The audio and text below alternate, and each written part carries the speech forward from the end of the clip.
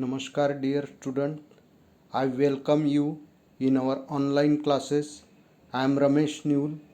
We have started in the last video brainstorming activity of an astrologer's day. We have earlier we have seen this lesson words to words, line to line, and I hope that you understand the lesson. In the last video, we have seen A1 activity, A2 activity, and A3 activity, and I hope that you understood the activity. Here is given another activity to you on page number 10. Here is A3 activity. We are going to see today A3 activity, first number activity. In the story, the following characters reveal their qualities through words and action. Pick out the words that describe them and write before the character. in an astrologer's day या स्टोरीमध्ये आपल्याला दिसते का 3 character आलेले आहे and here are given some adjective. इथे आपल्याला ॲक्झेक्टिव्ह दिलेले आहेत की हे ॲक्झेक्टिव्ह त्या कॅरेक्टरला डिस्क्राईब करतात आणि म्हणून तुम्हाला 3 कॉलममध्ये ॲस्ट्रॉलॉजर, गुरुनायक आणि ॲस्ट्रॉलॉजर्स वाईफ, तर कोणाकोणाला कोणत्या क्वालिटीज लागू पडतात तर ते त्या कॉलममध्ये लिहावायचं आहे. काही शब्द 2 व्यक्तींच्या बाबतीत सुद्धा लागू पडेल. So you can write them in 2 column also. First we are going to see the meaning of the words given here. Adjective words, all are the adjective, सगळे हे ॲक्झेक्टिव्ह आहे, क्वालिटीज दर्शवण्याचं काम करते आणि यांचे मिनिंग सुरुवातीला तुम्ही समजून घ्या. Then you will be ready for to insert the word in the appropriate column. First word is there. See, shrewd. Shrewd means sharp. Shrewd means sharp. Then another word is there, clever. Clever you know, हुशार. Demanding. Demanding means not easily satisfied. जो व्यक्ती सहज असा समाधानी होत नाही त्याला आपण डिमांडिंग म्हणतो. त्याच्यानंतर स्मार्ट. स्मार्टमध्ये क्लेव्हरपेक्षा बी जास्त क्वालिटी आहे, हुशार परंतु सगळ्याच बाबतीत. केअरिंग, काळजी घेणारा. इंटुइटिव्ह. इंटुइटिव्ह म्हणजे नॅचरल, म्हणजे सहज प्रेरणेने ज्याला प्राप्त होते, इझिली ही गॉट, त्याला इंटुइटिव्ह असे म्हणतात. वरीड म्हणजे चिंतेमध्ये असलेला. इम्पेशियस. इम्पेशियस मीन्स उतावळी. देन सस्पिशियस, शंकाखोर. अँटॅगोनिस्ट म्हणजे एनिमी, शत्रू. क्वारलसम मीन्स भांडखोर. ओव्हर कॉन्फिडंट, स्वतःवर जास्त विश्वास असणारा. मॅनिप्युलेटिव्ह. मॅनिप्युलेटिव्ह म्हणजे इन्फ्लुएन्सिंग अदर, दुसऱ्यावर प्रभाव टाकणारा. प्रोटेक्टिव्ह, संरक्षण करणारा. शार्प. शार्प म्हणजे आपण पाहिलं, श्रीवड शब्द पाहिला, शार्प हाय बॉ, शार्प माइंडेड पर्सन म्हणजे हुशार. रॅशनल, योग्य याचा विचार करणारा, रॅशनल. मीन, तुच्छ विचाराचा. स्केप्टिकल म्हणजे शंकाखोर, sceptical. Then gullible. Gullible means easily deceive, दुसऱ्याला इझिली डिसिव्ड होणारा. मिस्टिकल, मिस्टिक, रहस्यमय. ॲग्रेसिव्ह म्हणजे आक्रमक, हॉट माइंडेड आपण त्याला म्हणतो. कनिंग मीन्स धूर्त. ह्युमॅनिस्टिक, ह्युमनचा अप्रोच आहे, मानवी ज्याला मन आहे, who understand the others feeling, त्याला आपण दुसऱ्याच्या भावना समजणारा, त्याला आपण ह्युमॅनिस्टिक म्हणतो. Then arrogant. ॲरोगंट म्हणजे उद्धट. अशा प्रकारे आपण there are given the adjective and we put them in appropriate column. आता आपण अप्रोप्रिएट कॉलममध्ये घेऊ. कोणत्या याच्यात ॲस्ट्रॉलॉजरला कोणती क्वालिटी लागू पडते ती. Shrewd, a word, it is given in the textbook. Shrewd, this quality goes to astrologer. Then another word is there, clever. Clever also goes to astrologer. Then suspicious, शंकाखोर कोण आहे? ॲस्ट्रॉलॉजरसुद्धा आहे आणि गुरुनायकसुद्धा आहे, म्हणून दोघांच्याही कॉलममध्ये येईल. गुलिबल, गुलिबल हा वर्ड आपल्याला दिसते की गुरुनायकशी संबंधित आहे. देन तर तुम्हाला वाचण्यासाठी सोयीचं व्हावं म्हणून मी याच्यामध्ये लिहिलेले शब्द घेतो. मग सस्पिशियस नंतर मीन शब्द आलेला आहे. याच्यामध्ये मीन हा ॲस्ट्रॉलॉजरची क्वालिटी आहे. मॅनिप्युलेटिव्ह आपण पाहिलेला आहे, दुसऱ्यावर प्रभाव टाकणारा हा ॲस्ट्रॉलॉजर आपला दुसऱ्यावर प्रभाव टाकत होता. Manipulative word we have taken here. Then worried, worried हा चिंता होती त्याला, तर वरीड हा शब्द आपल्याला दोघांच्याही बाबतीत ॲस्ट्रॉलॉजर्स वाईफच्या बाबतीत सुद्धा लागू पडतो. कनिंग होता हा धूर्त होता, कनिंग तसा गुरुनायकसुद्धा होता. इंटुइटिव्ह नॅचरली ही गेट, स्केप्टिकल संशयी होता, मिस्टिकल होता. आणखी आपला स्मार्ट, स्मार्ट आपल्याला या लेसनमध्ये पाहिलं तर ॲस्ट्रॉलॉजर्सलाच लागू पडते. शार्प हा वर्डसुद्धा ॲस्ट्रॉलॉजर्सला सुद्धा लागू पडते. इम्पेशियस उतावळी स्वभावाचा होता, ही क्वालिटी आपण गुरुनायकच्या बाबतीत सुद्धा सांगू शकतो.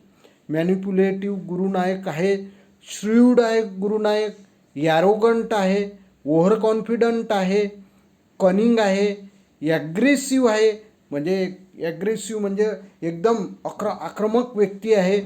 अँटॅगोनिस्ट एनिमी आहे तो कोणाचा? त्याला रिव्हेंज घ्यायचा होता, बदला घ्यायचा. क्वारलसम आहे, भांडखोर आहे तो. गुलिबल आहे, इझिली डिसिव्ड होणारा आहे. गुरुनायकला फसविलं, कोणी फसवलं? ॲस्ट्रॉलॉजरने त्याला टोल्ड हिम फाल्स, त्याला चुकीचं सांगलं.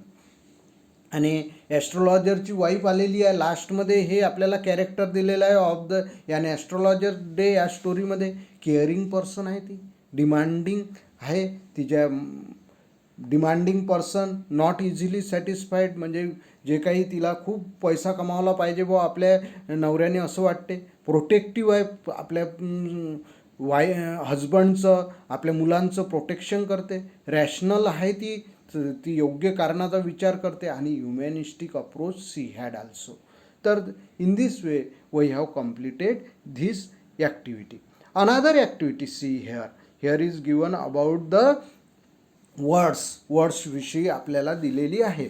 Match the suffixes with the words and make noun. Suffixes आपल्याला यूज करायला सांगितलेलं आहे. कोणत्या वर्डला कोणता सफिक्स लागन ते अप्रोप्रिएटली यूज करायला. सफिक्स म्हणजे समजून घ्या. सफिक्स म्हणजे एखादा मूळ वर्ड असतो, रूट वर्ड असतो, त्या रूट वर्डला समोर काही शब्द लावल्या जाते, काही अल्फाबेट्स लावल्या जातात, त्याला सफिक्स असे म्हटल्या जाते. जसं इथे सफिक्स दिलेलं आहे आपल्याला, ERR दिलेला आहे, MENT दिलेला आहे, LEDG लेज दिलेला आहे, TION दिलेला आहे, URE दिलेला आहे, ANC दिलेला आहे, ABLE दिलेला आहे. दीज आर द सफिक्स आणि ते आपल्याला अप्रोप्रिएट अटॅच करायचे आहे. आणि हे कोणत्या वर्डला लागतात तर ते आपल्याला यूज करायला सांगितलं आहे. ऑक्शन हा वर्ड आहे. ऑक्शनियर म्हणजे ऑक्शन म्हणजे लिलाव आणि ऑक्शनियर म्हणजे लिलाव करणारा. एनहॉन्स त्याला MENT हे सफिक्स लागते. एनहॉन्समेंट नो या शब्दाला लागते, LEDGE नॉलेज. प्रिपेअरला TION लागते, प्रिपरेशन. प्रोसीड या शब्दाला लागते, URE प्रोसिजर. अपियर या शब्दाला लागते, अपियरन्स. रिमार्क या शब्दाला लागते, रिमार्केबल. ॲडजेक्टिव्ह तयार झालेला आहे. Now we are going to see another activity. It is about the figure of speech. Writer means R.K. Narayan has use in the lesson irony. आयरॉनीचा यूज केलेला आहे. आयरॉनी या फिगर ऑफ स्पीचचा उपयोग केलेला आहे. आता फिगर ऑफ स्पीच फक्त पोएममध्येच यूज केल्या जातात असं नाही, तर आपल्याला लेसनमध्ये सुद्धा, प्रोज रायटिंगमध्ये सुद्धा यूज केले जात असल्याचं आपल्याला दिसते. तर इथे रायटरने आयरॉनीचा उपयोग केलेला आहे. आयरॉनी म्हणजे काय तर हे सुरुवातीला आपण समजून घेऊ. An astrologer's day has ironic element where the astrologer pretend to have a supernatural knowledge that confidently turns out to be the truth.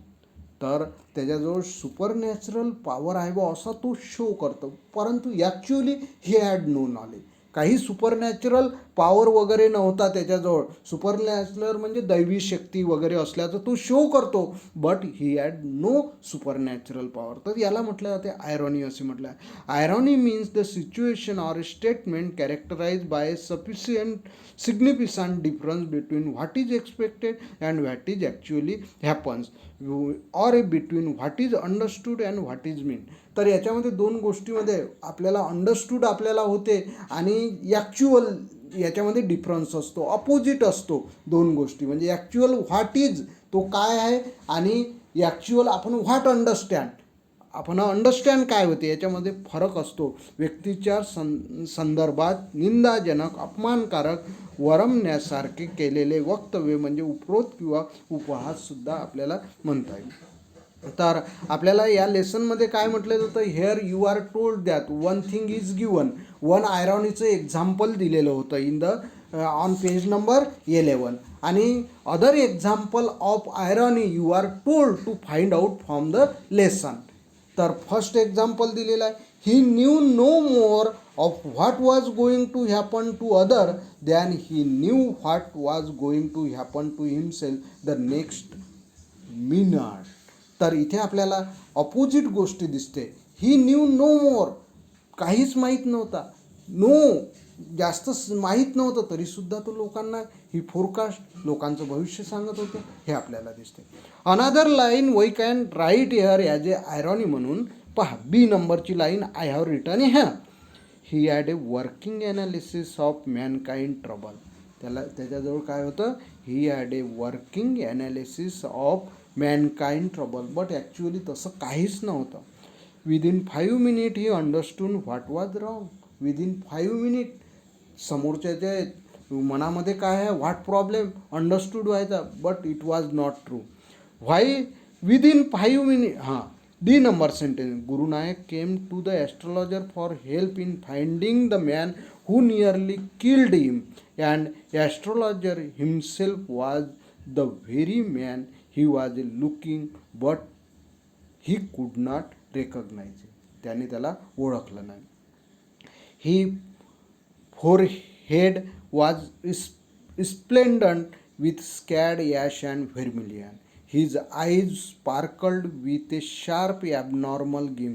असं त्याच्या डोळ्यामध्ये स्पार्कल होतं बा, चमक होती असं वगैरे ॲबनॉर्मल आहे. नॉर्मलच्या अपोजिट जसं देवाजवळ वगैरे असते नाही सुपरनॅचरल पॉवर, असं इथे सांगितलं आहे. But actually it can't be, हे काही तसं होतं नव्हतं रिअली. अँड म्हणून आपण हे सेंटेन्स इथे आयरॉनी म्हणून घेतलेला आहे. Writer has use this sentence to influence on us. आपल्यावर रीडर लोकांवर इन्फ्लुएन्स टाकण्यासाठी, प्रभाव टाकण्यासाठी त्या सेंटेन्सचा, त्या वर्डचा यूज केलेला आहे. Customer but which his simple client took to be a prophetic light and felt comforted. Then another, Nayak felt that his attacker was dead. Nayak learned that his attacker was dead. The astrologer learned that he did not commit a murder. आणि ह्या दोन्ही गोष्टी आपल्याला opposite दिसतात, irony दिसते. The very fact that such pious and sanctimoniously स्क्रॉमस्ट activist are carried out in busy market lanes where day to day businesses are carried out makes quite a few eyebrows to get a raise and worry about the real undependings of this business. This is the sentence. Only you have to write here 3 sentences. Not there are more sentences has been written. See another activity. Another activity is given. In the story, many Indian words are used. Indian words या लेसनमध्ये, स्टोरीमध्ये writer has use, R K Narayan has use Indian words. इंडियामधले, आपल्या हिंदी लँग्वेजमधले, मराठी लँग्वेजमधले use केलेले आहे English लँग्वेजमध्ये. इंग्लिशचा लेसन लिहिताना त्याला म्हटलं जाते कोड मिक्सिंग असे म्हटले जाते. जो first example is given here, cowrie shells. Shells हा वर्ड इंग्लिश वर्ड आहे आणि कावरी, कवडे आपण त्याला म्हणतो. कावरी शेल्स, कावरी हा शब्द आपला हिंदी वर्ड घेतलेला आहे किंवा मराठी शब्द घेतलेला आहे, तर दोन भाषेचं जेव्हा मिक्सअप केल्या जाते तर त्याला काय म्हटलं जाते, दोन भिन्न भाषांमधील किंवा भाषा प्रकारामधील शब्द जेव्हा एकत्रितरित्या वापरले जातात तेव्हा त्याला काय म्हटलं जाते, कोड मिक्सिंग इज कॉल्ड. तर इथे कोड मिक्सिंगचे आपल्याला फक्त एक्झाम्पल सांगायला सांगितलेले आहे. Here are given the example to you. First, cowrie shells. हे एक्झाम्पल आपल्याला टेक्स्टबुकमध्येच दिलेलं होतं. Raja's delicacy. Another example is there. Raja हे नाव आहे आणि डेलिकसी. बॉम्बे आईस्क्रीम हे सुद्धा दोन भाषेचं मिक्स आहे. येट अनाज इंडियन कॉईन आहे. Half annas. Then jutka driver. These are the compound word. हे आपल्याला कोड मिक्सिंगचे एक्झाम्पल दिसते. कंपाऊंड वर्ड टू लँग्वेजमधले उपयोगात आणलेले दिसते. अनादर activity, 5th number activity of A3 मधली 5वी ॲक्टिव्हिटी आपल्याला दिसते. Here there are some phrases where the word crown is use with different shades of meaning. Crown हा शब्द, क्राऊन म्हणजे मुकुट होते, क्राऊन म्हणजे हेडसुद्धा होते.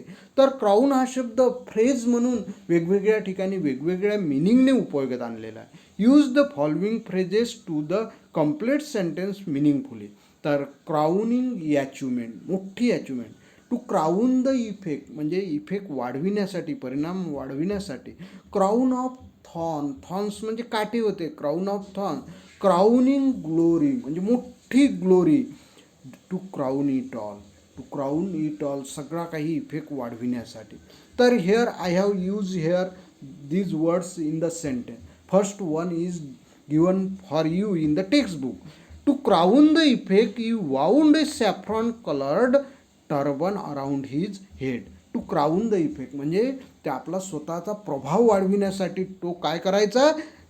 To crown the effect he wound a saffron colour turban, पागोटे बांधायचा. टू क्राऊन द इफेक्ट हे आपल्याला फ्रेज उपयोगात आणले. Another phrase see in the B number. The works of Shakespeare are the crowning glory of English drama. The works of Shakespeare काय आहे, are the crowning glory. Crowning glory म्हणजे सर्वात मोठं वैभव आहे आपल्यासाठी इंग्लिश ड्रामासाठी त्याचे work. Then third, Amitabh has given us the awesome movie throughout 5 decades. But the crowning achievement is his performance in the movie Black. अमिताभनं आपल्याला अवेसम सरप्रायझिंग मूवी दिलेला आहे, आश्चर्यकारक मूवी दिला आहे, परंतु त्याचं ब्लॅक या पिक्चरामधलं सर्वात उच्च दर्जाचं क्राउनिंग अचिव्हमेंट आहे त्याची. देन अनादर D number. In her pursuit of success, Radha distanced herself from her family. Her fame has become a real crown of thorn. तिची फेम म्हणजे in her pursuit of success म्हणजे तिचं प्रयत्नासाठी. Radha has distance herself from her family. तिच्या घरापासून ते दूर गेली. Her fame has become a real crown of thorn म्हणजे तिची फेम म्हणजे एक काय आहे, काटेरी रस्ता आहे असं आपल्याला म्हणते. दे threw a wonderful party for me with customers, games, to crown it all, my favorite kind of ice cream. म्हणजे टू क्राऊन इट ऑल म्हणजे सर्वात महत्त्वाचं आणखी काय होतं त्याच्यामध्ये, तर तिथे आईस्क्रीम होतं. Medical science has great invention but organ transplantation is definitely a crowning achievement for human being. Human बिईंगसाठी क्राउनिंग अचिव्हमेंट आहे असं इथे सांगितलेलं आहे. Then another activity is there A4.